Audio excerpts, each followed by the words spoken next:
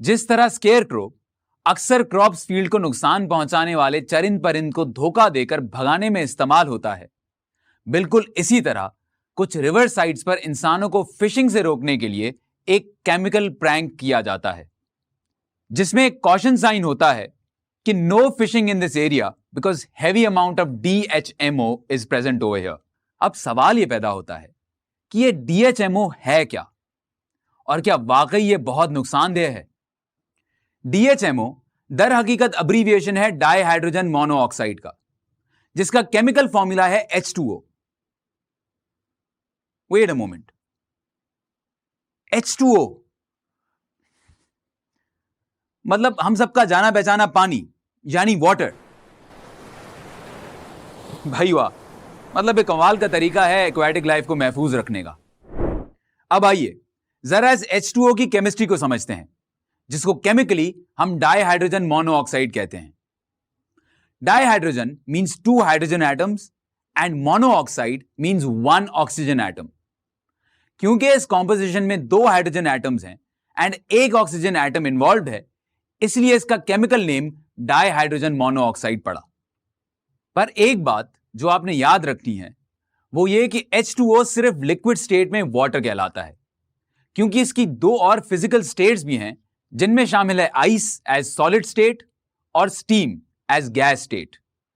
अब अगला सवाल यह पैदा होता है कि क्या वजह है कि H2O का केमिकल नेम तो एक है, पर मल्टीपल फिजिकल स्टेट्स में इसके डिफरेंट नेम्स हैं।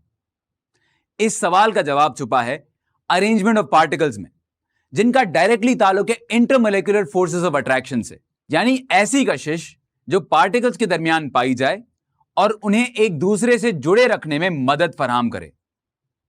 Technically the forces of attraction which are present between particles that hold them together in chemical substances. हां, बस कभी ये स्ट्रांग हो सकती हैं, जिसकी वजह से पार्टिकल्स टाइटली पैक्ड होंगे, जैसे कि डायमंड क्रिस्टल्स एज सॉलिड। कभी वीक हो सकती है, जिसकी वजह से पार्टिकल्स फ्री टू मूव होंगे, जैसे हाइड्रोजन गैस जो मौजूद है इस सिलेंडर में, या फिर ये मॉडरेट होंगे, जैसे पेट्रोल एज ए लिक्विड। अब हमारे जहनों को रोलर कोस्टर पर ले जाने वाली बातें यह हैं कि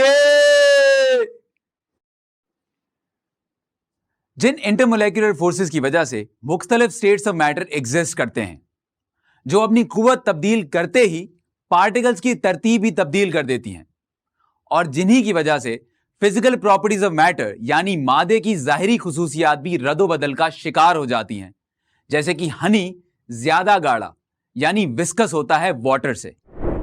इन सारी हैरान कर देने वाली बातों से कुछ मजीद सवालात उजागर होते हैं, जैसे इस तरह की तमाम फोर्सेस को सबसे पहले किसने दरियाफ्त किया, कैसे किया, और फिर ये इंटरमोलेक्युलर फोर्सेस कब कब और कैसे कैसे मजीद शाखों में तकसीम हुई। इन सारे सवालात के जवाबात की तफसीलात हम आपको फराहम करेंगे हमारी अपकमिंग वीडियोस में।